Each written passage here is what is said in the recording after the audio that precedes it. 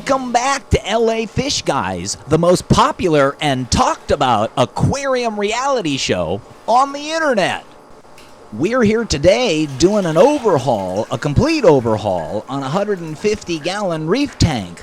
This tank's been running for the last 7 years, and over the course of time, it just simply loaded up with so many nutrients that the tank developed an algae problem. So we've come in, drained the water, removed the sand, removed the old rock. We're now putting the new rock back into the tank. We started off putting 150 pounds of base rock into the tank. We're now placing 50 pounds of recently received Fiji live rock on top of that base rock. You can see here how attractive the rock is with its purple coralline algae and various sponges encrusted within it. And it's now time to fill the tank back up with water. And contrary to recent comments emanating from web forums, this is real ocean water. We've got that 100-gallon container as well as another 40 gallons of it in 5-gallon jugs in the back of the van. We're going to pump this back into the house and fill the tank slowly.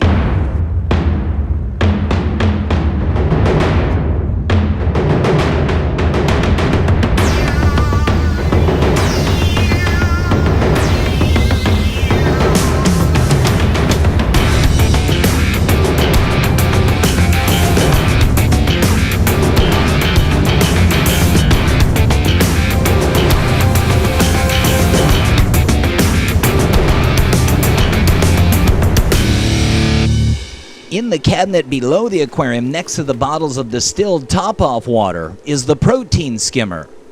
It is a Venturi-driven skimmer, and behind it is the inlet for the sump, which has a micron sock in it that traps out particles. The lighting we've upgraded, which is now power compacts. Each power compact, and there are 5 of them, are 55 watts each, for a total of a little more than 250 watts of power compact lighting. And with the tank filled up with its new water, it's time to turn the pump on and get the system circulating. We also want to take the excess water out of this tank and use it to start acclimating the fish that are in the buckets off to the side. We want them to start getting used to the water in the tank as well. And after 30 minutes, we start adding the fish.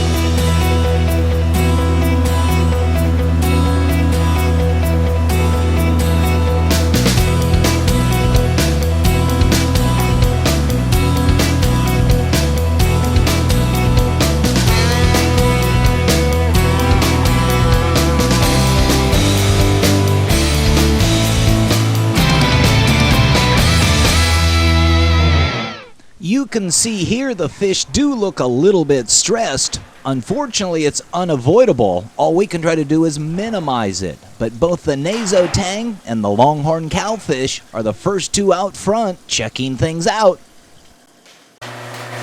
So we're just about done. A little bit of cleanup here. Now we can drop the lights back on top of the tank.